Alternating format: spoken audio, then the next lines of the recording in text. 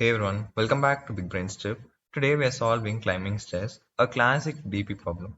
The problem itself is really simple, but the way we break it down is an important DP pattern.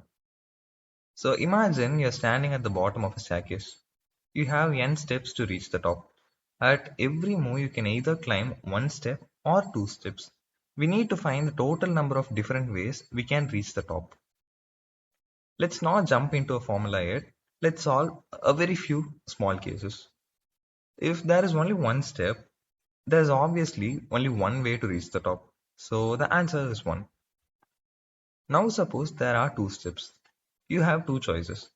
We can either take one step and then the other one, or we can jump 2 steps at once.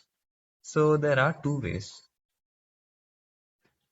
Now let's take 3 steps. We can climb 1, 1 and 1, or 1 and then 2, or 2 then 1. So there are 3 ways. Now let's look at this differently. Instead of thinking every possible path from the beginning, let's look at the last move.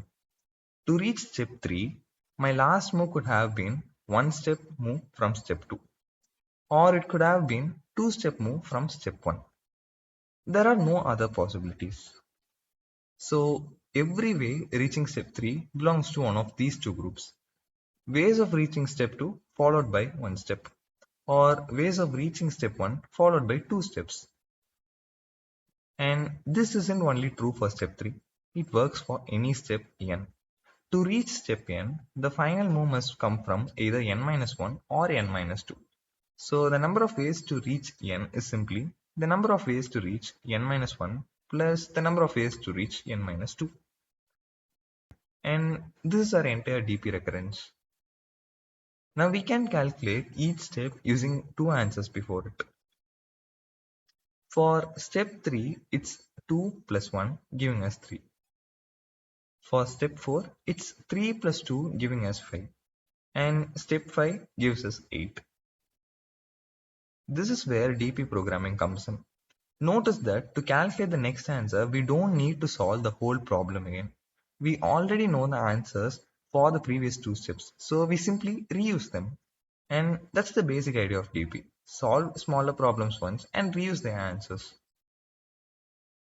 So now we can start solving the problem. As we said, we'll be having 2 pointers. So let the first one be previous to 1 and previous one also points to 1. And now I'm having a simple for loop for I in range of, we are starting from 2 till n plus 1. 2 comma n plus 1. And then I'm going to be having a current variable, current equals. So this just adds the number of ways. So previous 1 plus previous 2.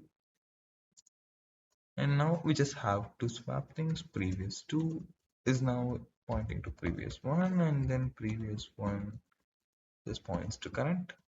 So now if we just return previous 1,